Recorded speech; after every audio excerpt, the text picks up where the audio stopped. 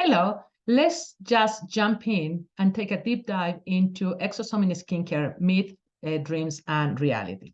So let's start with a little bit of history. Exosomes were discovered around the 1940s, and at that time they were thought that they were, kind of like waste on vesicles that were taking things that were useless for the cells to be disposed outside of the cells. In the 2000s, there was a rediscovery of exosome, and they found out that these exosomes, these vesicles outside of the cells, were communicators. They were able to pass messages about the homeostasis or damage happening in cells to other cells that were far away, that were not in contact with them. In the 2020s, we observed the new era of the exosomes. Everyone is talking about exosome. Therapeutic, approaches are being created to harvest the power of the exosome as this cell's communicator. And this is, observing the amount of peer-reviewed communications that are, related with exosomes. It's a huge spike on what exosomes can do.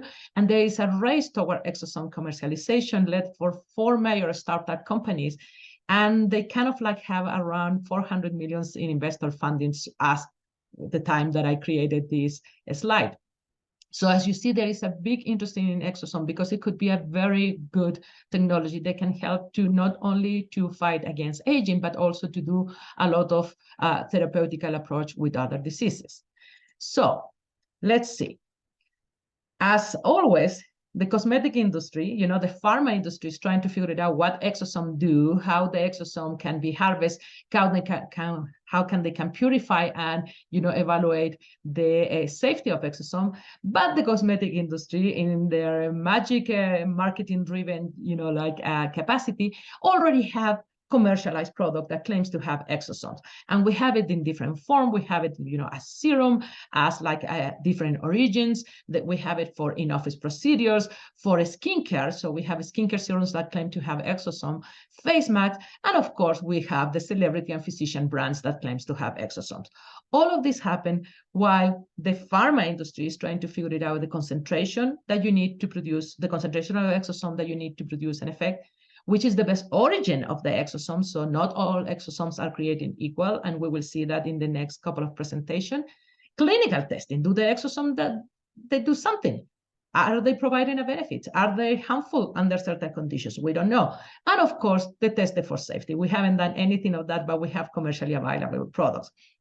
And on the top of that, like the scientific data that claims the scientific data that this product have to claim the presence of exosome doesn't address the fact that if these exosomes are actually active exosomes or are exosomes that are dead or totally destroyed. So we just, like they talk about exosome and these magical vesicles is they are stable. Okay, so let's play the did you know game. So first of all, exosomes are not unique to the skin, are produced by all the cells. In fact, prokaryotic and eukaryotic cells release extracellular vesicles. One of them is exosomes. And they release it normally. Under any condition and any physiological condition, they are releasing these vesicles because they are communicating to each other. Even in the most amazing nirvana, they need to communicate that we are all in peace, all balanced, stay with us. So when we talk about extracellular vesicles, it's very important to understand that not all the extracellular vesicles are exosomes. Extracellular vesicles can be ectosomes, so totally different. The pathway of creation of this is totally different. One comes from the bleeding of the membranes. The other one comes from a process of endocytosis that we will see in a couple of slides.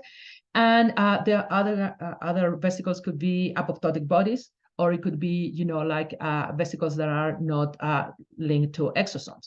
So we have a blend of vesicles that are produced, and all of them, although different in size, they are very small, so it's very hard to separate them. So that is one of the first, issues with exosomes, is like how we can purify them to a level that we have only the exosomes that we like and not the other extracellular vesicles. Extracellular vesicles are produced during disease, basically, including exosomes, and tell the story of what is happening in these cells. So tell the story of inflammation, necrosis, aging, and prepare the other cells for what is coming. The exosome, as I say, is one of the extracellular vesicles. And what is the characteristic of an exosome? So an exosome basically range between 40 and 160 nanometers. In average, there are 100 nanometers in diameter. And they have an endosomal origin. And this is extremely important, and what differentiates exosome from all the other extracellular vesicles. So the endosomal origin is like as complex as you can see in this slide. And how an exosome is created is basically an exosome is formed by things that the cells grab from outside. So either a ligand binds to a receptor, or it triggers a process of endocytosis. So endocytosis means that the plasma membrane of a cell get embedded and get internalized and form a vesicle. Now this vesicle inside of the cell start to interacting with several other vesicles and system inside of the cell. So there is a madness behind the creation of a rationality behind the creation of the exosomes. And this rationality is like the different organelles in the cells start interacting with this vesicle that was internalized and kind of producing the right response. So this is a processing system that the cell have to produce the right response that will be sent to another cell. So as you can see here, your vesicles can interact with mitochondria, with the trans Golgi, with lysosome, with the produce autophagosome. They can internalize things that come from the cytosol, and later on they create these vesicles, that is secreted outside of the cell by exocytosis. So if you will remember something from this talk, I would like to remember that the exosomes are vesicles that are basically take input from outside, process this inside of the cell, and send the answer again to the other cells. So what are the main functions of this exosome? The main function we say is communication, and the communication is done by the cargo. Here you have an examples of how the exosome looks. So it's like, a vesicle surrounded by lipids, and they have certain receptors, certain proteins outside that will basically help them to reach a unique type of cell. So think about these proteins outside of the exosome like the clicker to open your garage. So this clicker basically opens one type of garage and not the other. And that is the reason why exosome can be selected to talk to, let's say, keratinocytes only, and not to talk to the immune cells that are around. So this is kind of like your best case scenario when you can select, like which will be your target cells. But the message that the exosome will carry, so one thing is like, directing the exosome to the right cell. The other thing will be the message. The message that the exosome carry is inside. So all these, proteins and all the nucleic acid and the lipids that you have inside of the exosomes are the one that will pass the information to the next cells of either prepare for injury or go back to, like to homeostasis and rest. So the main question here is like, okay, this is fantastic. We can target an exosome to a unique cells. We can send a message. But are these friend or foe? Like, are exosomes like are associated with like only good things or bad things? And as everything in biology is like basically a coin with two faces. Exosome can basically normalize the behavior of the cells, but also are massively produced under stress conditions. So I used to work in exosome for many years, and one of my contribution was to find out that HSP70 was present in exosome of stress cells, and that basically prepare other cells for the stress. So if you treat your cells with the exosome from stress cells, your cells will be more resistant to stress, which is fantastic. But again, like HSP70 is a toxic protein, so you have to be careful. And there is a lot of biology behind this. So it's not as simple as like, yes, it's good, no, it's bad. So exosome, basically are associated with excessive production of exosome is associated with immune response, viral pathogenicity. In the pregnancy, we have a lot of exosome produced, cardiovascular disease, central nervous diseases, and cancer progression. So it's very important basically to figure it out, like exosomes are produced during good and bad times. We want to select the ones that are produced during the good times. So before, like we start commercialization of exosome in cosmetics, let's think a little bit about this technology, because as any technology can have amazing, benefit, but also when not used correctly can create really bad situations. So before commercializing a product, what we should know? We should know about controlling the exosome heterogeneity. What we say like about different size, different cargos, different cells that are produced the exosome. The exosome that are produced by your fat cells are totally different from the one that are produced from your dermal fibroblasts. So What are we talking when we are using exosomes in cosmetic? Which cell is producing this and under what conditions? Because this is very important. If you produce exosomes under normal condition, the message will be totally different to the message that is produced when you decrease a little bit the oxygen in that container, when you produce a little bit of hypoxia, because the cells will get stressed. And one thing that I observed when I was working with exosomes is the passage of the cells. So when you have cells, growing in petri dishes, you kind of like, when they get too confluent, you dilute them and create more plates. Between 1 and 2 passages, you can have huge difference in the quality of exosomes. So these cells that I was working were good for 15 passages, and around passage 10, I have a huge decrease in the quality of the exosomes that I was obtaining. So are we evaluating that when we are producing exosomes for skincare? I don't think so. This is something that is like very important, because you have to remember that exosome reflects one point in time stage of your cells, of the cells of origin. So it's, it's totally different from, from today to tomorrow. So if you take this from, like an example, so like this is the same thing of like getting a phone call from a 7-year-old and for a 30-year-old. Both of them are younger than me, but the information that they will pass is totally different. The 7-year-old probably will talk about the Barbies, the 30-year-old will talk about the boyfriend.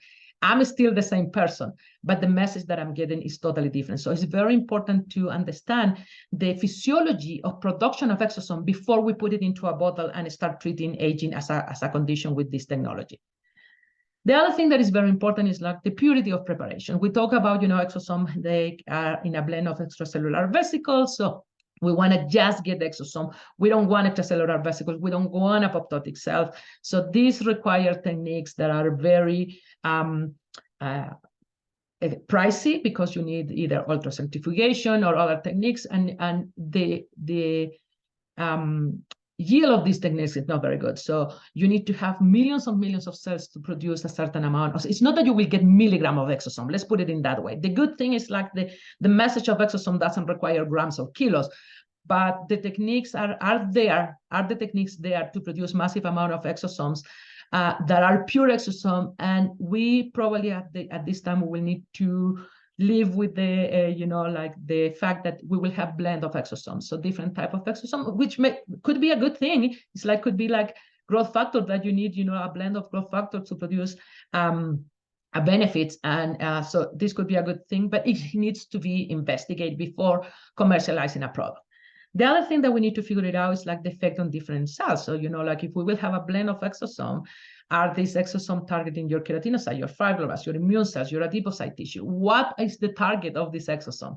And, and can we guarantee that this exosome will be eaten by one of the cells, and the other one will be totally okay? Because if you have a blend of exosome that induce collagen, it's fantastic. But what happens if at the same time you're activating your immune cells? Not good, isn't it? So we need to basically do research on that.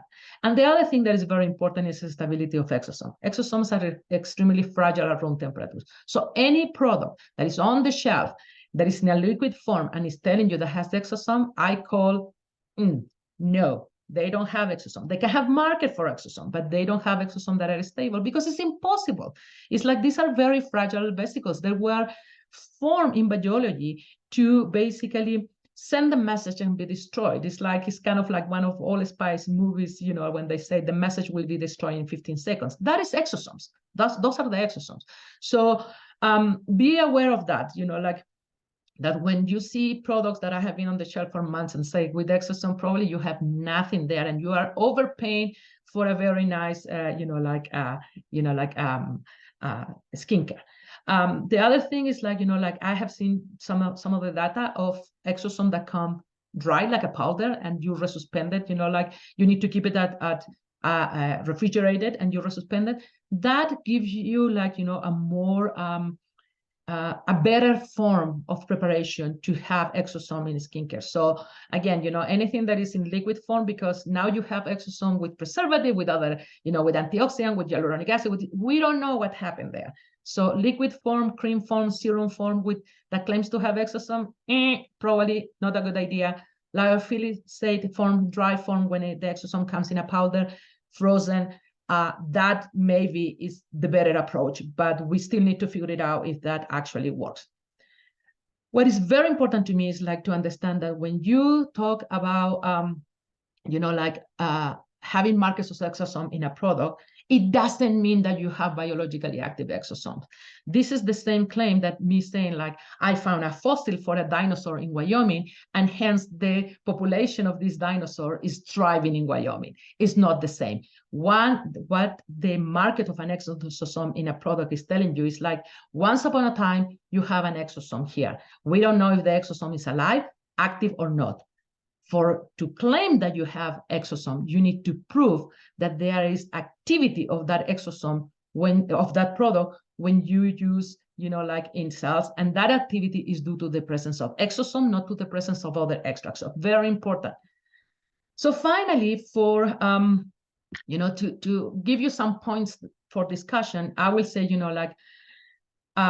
these are one of the things that I have been talking about and kind of like researching and hoping to have an answer. Are we scientifically ready to commercialize efficacious and stable products containing exosomes? Is this marketing driven or is science driven? I love marketing when it's well prepared, but marketing always jump ahead of science in cosmetic, and that is something that really, really annoys me. The other thing is like, what are the benefits of exosome? What are the benefits? Like, yes, it sounds like a super cool technology, but are we moving the needle to the next level with exosome or not? Are these benefits superior to your retinoic acid, to your antioxidant, to your inducers of hyaluronic acid on your skin, or are basically redundant when it comes to those extras? So we are basically making people pay an insane price tag because of the new technology without a net benefit. So these are my thoughts about exosome. I hope that you have a wonderful discussion about this. And if you want to contact me, this is my information, and I will be very happy to answer any question.